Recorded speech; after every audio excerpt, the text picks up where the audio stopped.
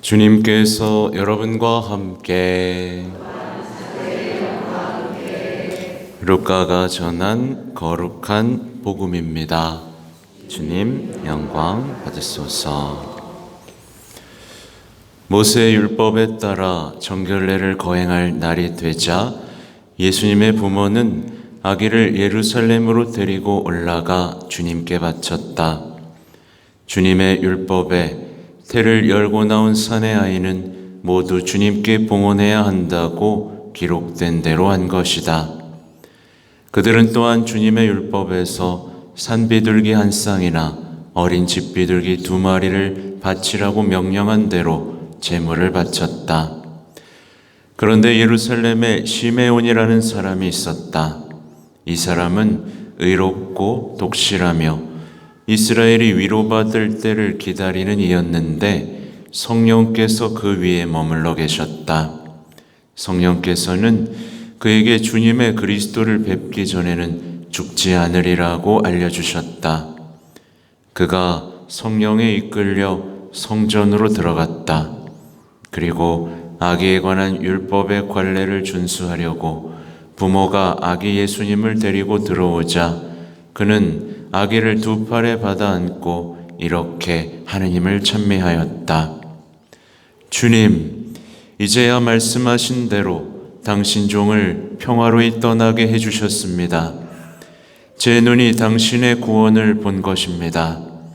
이는 당신께서 모든 민족들 앞에서 마련하신 것으로 다른 민족들에게는 계시의 빛이며 당신 백성 이스라엘에게는 영광입니다. 아기의 아버지와 어머니는 아기를 두고 하는 이 말에 놀라워하였다. 시메온은 그들을 축복하고 나서 아기 어머니 마리아에게 말하였다. 보십시오. 이 아기는 이스라엘에서 많은 사람을 쓰러지게도 하고 일어나게도 하며 또 반대를 받는 표징이 되도록 정해졌습니다. 그리하여 당신의 영혼이 칼에 꿰찔리는 가운데 많은 사람의 마음속 생각이 드러날 것입니다. 한나라는 예언자도 있었는데 푸누엘의 딸로서 아세르 지파 출신이었다. 나이가 매우 많은 이 여자는 혼인하여 남편과 7해를 살고서는 84살이 되도록 과부로 지냈다. 그리고 성전을 떠나는 일 없이 단식하고 기도하며 밤낮으로 하느님을 섬겼다. 그런데 이 한나도 같은 때에 나와 하느님께 감사드리며 예루살렘의 속량을 기다리는 모든 이에게 그 아기에 대하여 이야기하였다. 주님의 법에 따라 모든 일을 마치고 나서 그들은 갈릴레아에 있는 고향 나자렛으로 돌아갔다. 아기는 자라면서 튼튼해지고 지혜가 충만해졌으며 하느님의 총애를 받았다. 주님의 말씀입니다.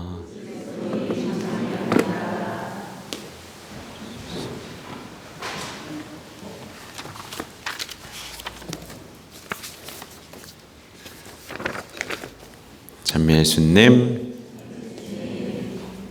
네, 손 한번 흔들까요? 안녕하세요. 네, 오늘도 아기 소리가 들리네요. 네, 참을만 하시죠? 네, 말씀에 집중하다 보면 괜찮아지고 너무 당연한 일이 됩니다. 그렇잖아요, 그죠? 늘 말씀드리지만 그 매운마는 어디 가서 미사 드려요. 네, 그래서 못 왔던 냉담했던 분들을 꽤 많이 알고 있고 그렇게 유리 넘어 유화방에서 자신의 신앙이 차갑게 식어가는 것을 견뎌야만 했던 분들이 많이 있어요. 오늘 11시 미사 중에서는 마지막에 제가 기도합시다 그랬더니 맨 뒤에 있던 꼬마아이가 기도합시다 그러는 거예요. 그래서 사람들이 다 웃고 제가 기도를 할 수가 없었어요. 주님의 기도도 얼마나 또랑또랑 요만한 애가 부르고 하는지 우리 신자분들에게 대단한 기쁨. 아기가 주님을 찬양한다는 건 놀라운 기쁨이잖아요. 그죠? 아무튼 오늘은 가정에 대한 얘기를 할 겁니다. 그리고 성경에 근거한 이야기, 우리 성가정에 근거한 이야기를 드릴 건데 좀 불편할 수도 있어요. 왜냐하면 뭔가 구시대적이고 시대에 맞지 않는다는 생각을 하실 수도 있거든요. 근데 바로 그런 생각이 들어올 때 우리는 그것으로 인해 우리의 가정이 망가졌다는 것을 아셔야 됩니다. 그죠? 우선 오늘은 11시 땐 집회서도 읽어드렸는데 오늘은 지금은 콜로새서 오늘 이 독서 말씀, 이런 말씀 있죠? 아내 여러분, 남편에게 순종하십시오. 자,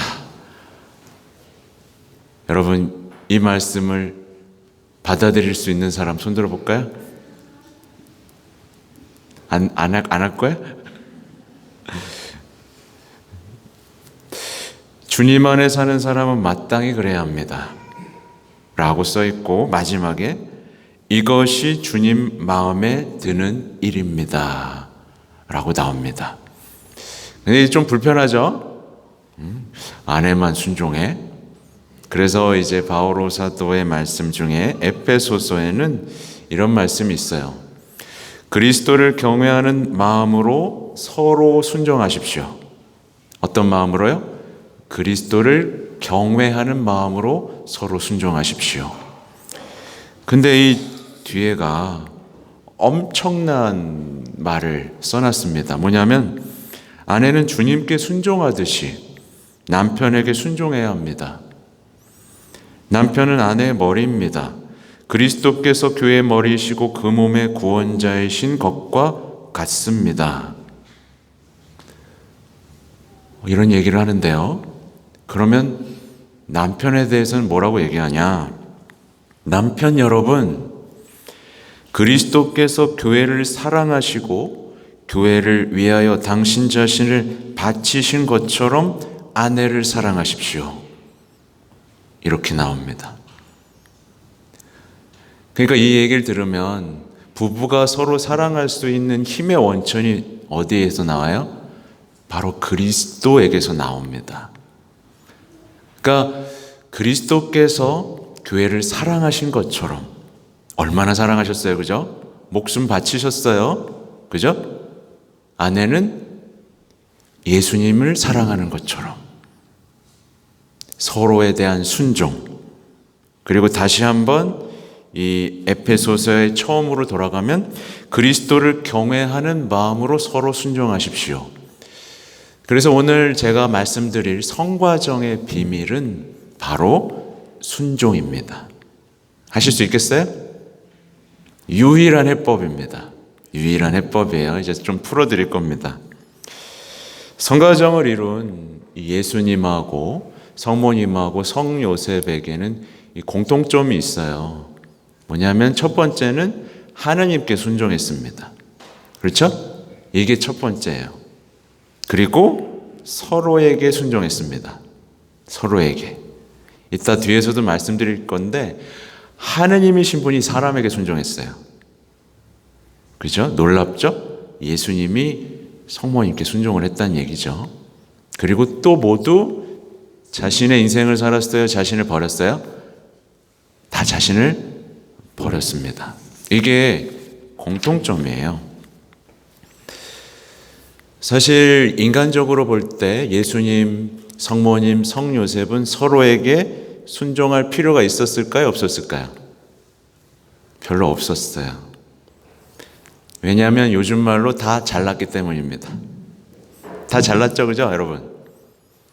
다 나름대로 잘났기 때문에 서로 순종할 이유가 없었습니다. 오늘날의 사람들과 마찬가지로 자신의 수고로움을 주장하고 내 삶의 권리, 나는 내 인생을 살 거야 라고 말하면서 순종 따윈 안 하셔도 됐습니다. 근데 오늘날 사람들은 어때요? 오늘날 사람들은 자기의 수고로움을 얘기하고 내 권리, 내 자유, 내가 빼앗긴 여가 시간 이런 것들을 주장하면서 서로 다투기 시작합니다. 서로 섭섭해하고 서로를 탓하고 그러다가 죽도록 미워합니다.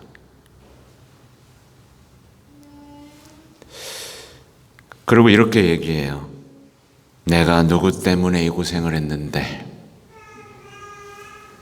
내가 너만 없었어도 이렇게 살진 않았어. 내가 너 때문에 이 지경이 됐어.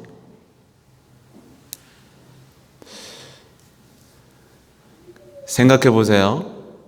성모님, 성요셉, 아기 예수님 서로에게 이렇게 말할 수 있는 모든 시간들이 있었어요. 그죠?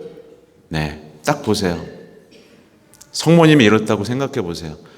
내가 너만 안 만났어도 내가 이렇게 허름한 데서 애 안 낳았어도 됐어. 그럼 요셉이 내가 너만 안 만났으면 이 고생을 안 해. 내가 이집트까지 내가 왜 가야 되니? 아기 예수님이 커가면서 엄마 우린 왜 이렇게 가난해? 이렇게 서로 투정 부릴 수 있었지만 했어요, 안 했어요? 안 했어요. 여기에는 자신을 버린 서로에 대한 순종과 사랑이 있었기 때문입니다. 그래서 미리 결론을 내리자면 여러분, 가정을 해치는 최고의 한마디가 있어요. 뭐냐면 너도 이제 너 인생을 살아입니다. 여러분, 혼인하는 이유가 뭐예요?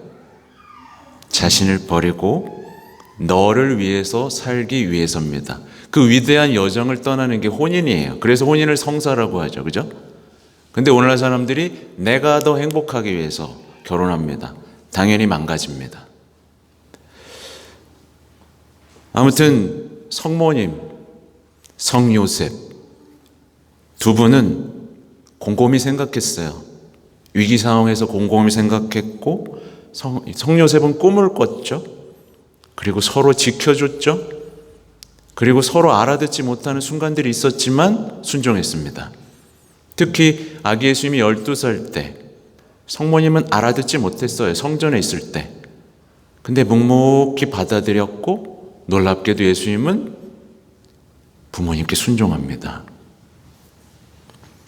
성가정 역시 시간이 필요했어요. 매일매일 가족이 되는 방법을 배워야만 했습니다. 쉽지 않았어요. 근데 뭐 때문에 가능했죠? 그리스도를 경외하는, 하느님께 순종하는, 내 계획 따위는 버리는, 자신을 버리는 삶 때문에 가능했던 것이 바로 성가정입니다.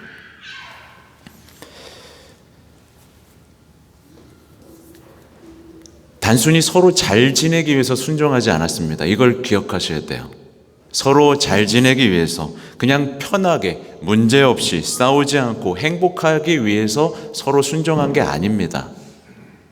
그리스도를 경외했기 때문에 순종했습니다. 그래서 가족의 목표가 그냥 잘 먹고 잘 살고 편안하고 싸우지 않고 평화롭기 위해서 지금 뭔가를 하고 있다면 이 가정은 다 실패할 수밖에 없습니다. 왜냐하면 가정의 기원은 주님이니까요. 가정은요, 요즘 세대는 가정의 거룩함을 모릅니다. 근데 가정은 대단히 거룩합니다. 조금만 생각해봐도 알아요. 왜냐하면 가정은 한 인간의 생명이 주어지는 자리입니다. 그렇죠? 그래서 가톨릭 교회에서 인공수정 이런 거를 하지 말라고 그러는 거예요. 가정에서 사랑 안에서 태어나는 그 존엄함을 지켜내기 위한 노력입니다. 피임도 마찬가지예요. 피임을 해버리는 순간 서로 욕망의 대상이 돼버립니다. 사랑하는 사람이 아니라.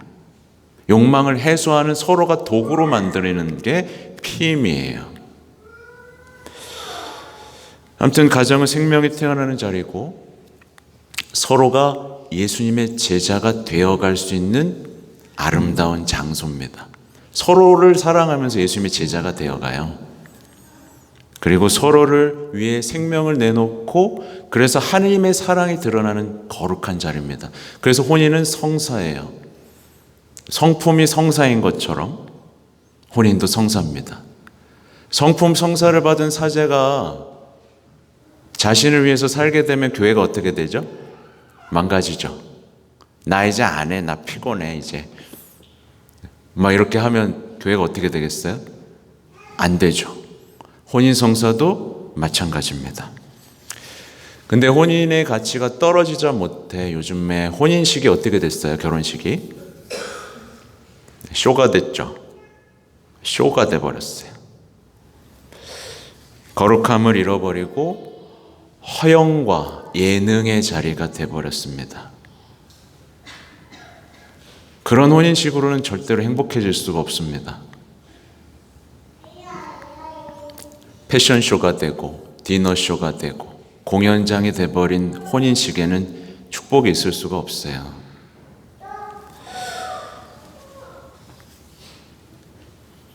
다시 한번 거룩함으로 여러분을 초대하는데, 가정에 대한 거룩함, 하느님이요 사람이 되시기 위해서 선택한 자리가 바로 가정입니다, 여러분. 그렇죠? 왜? 사실 예수님은 가정이 필요 없었죠? 근데 선택하셨다는 것은 뭐예요? 가정이 얼마나 소중한지를 보여주시고 싶고 지키고 싶고 사랑하고 싶고, 그래서 거기서 자라나는 모든 과정을 통해서 우리 역시 이 가정을 지켜내고 서로 사랑할 수 있는 힘의 원천이 무엇인지를 보여주기 위해서 인간을 너무나 사랑했기 때문에 가정에서 자라기를 선택하신 겁니다. 근데 이제 오늘날에 이제 많은 가정이 힘들면 해법을 어디서 찾아요? 사랑과 전쟁, 뭐 이런 드라마에서 찾거나 상담소에서 해법을 찾습니다. 근데 그거 본다고 해서 서로 용서하고 화해할 수 있는 힘이 생길까요? 안 생길까요? 안 생겨요. 서로를 용서하고 화해할 수 있는 힘은 절대로 다짐하고 서로를 이해한다고 해서 생기지 않습니다. 이건 영적인 영역이기 때문에 그래요.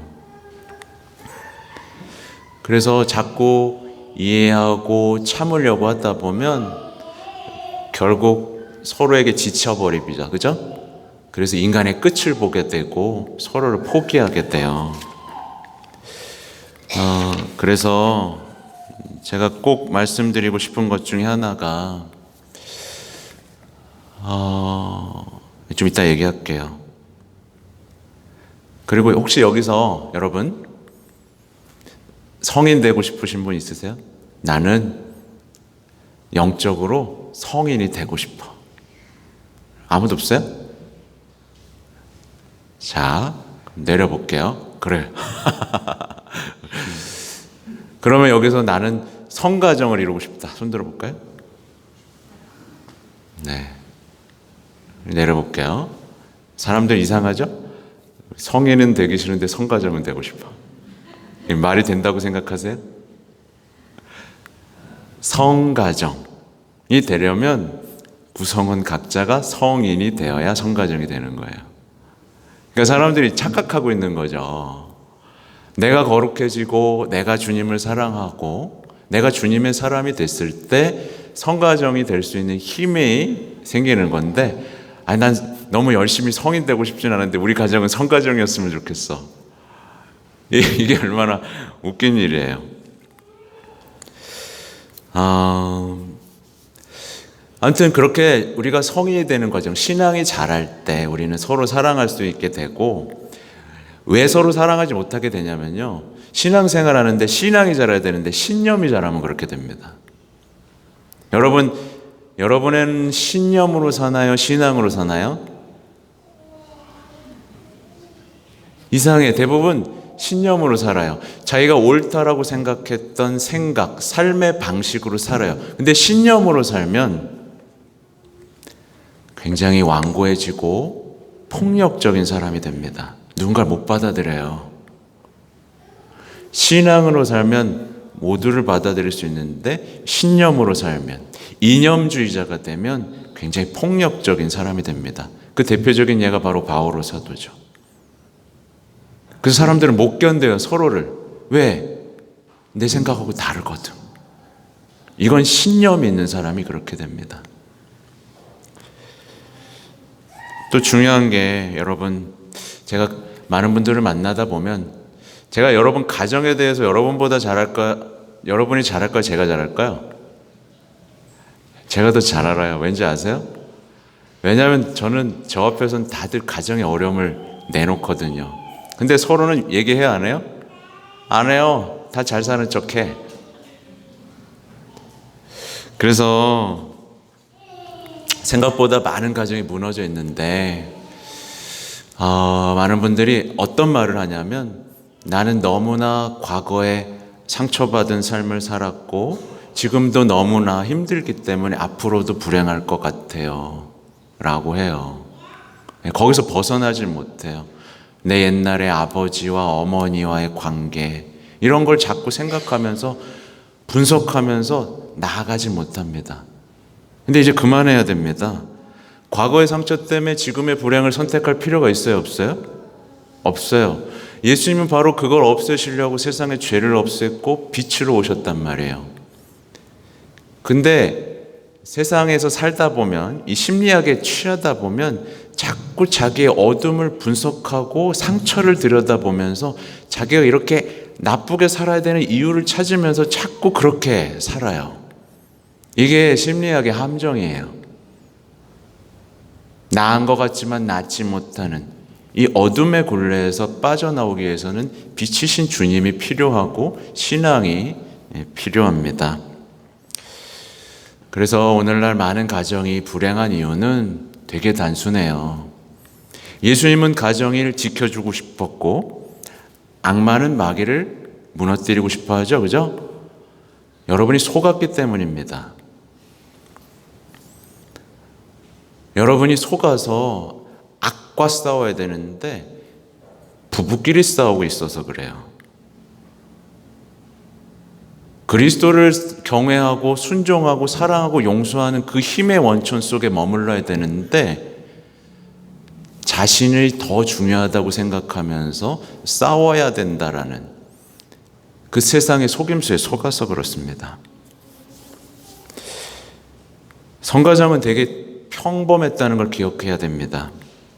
모든 문제가 잘 풀리는 집안이 아니었고 예기치 못한 문제와 근심과 고통이 있었고요. 가난, 갈등, 어려움이 있었어요. 그러나 그들은 기다리고 대화했고 식사를 나누면서 성가정이 되어 간 겁니다.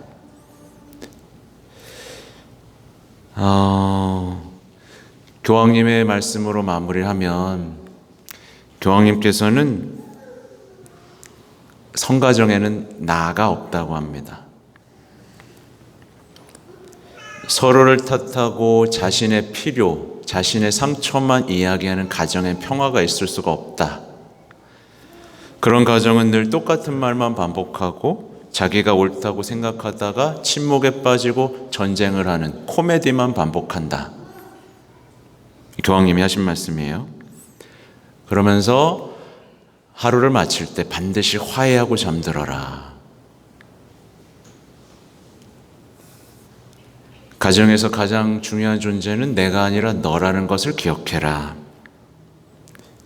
그리고 특별히 함께 묵주기도를 하면서 우리의 가정의 행복을 빼앗아가는 그 악과 싸우는 힘을 길러라. 이 말씀을 하세요. 네, 성요셉 자신을 버렸고 가족을 지켰습니다.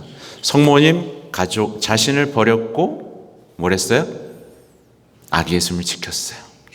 아기 예수님 역시 자신을 버렸고 하나님께 순종했고 부모님께 순종했습니다. 근데 오늘날 많은 분들이 나를 지키기 위해서 가족을 버립니다.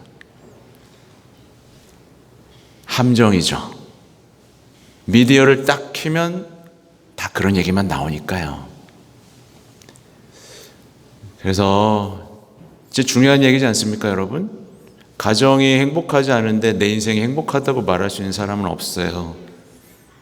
그래서 이 구유 앞에 자주 오시고 여러분의 가정을 지킬 힘을 달라고 하시고 절대로 딴 데서 배우지 마시고 성가정에서만 여러분의 가정을 지킬 힘을 얻어 가시기 바랍니다.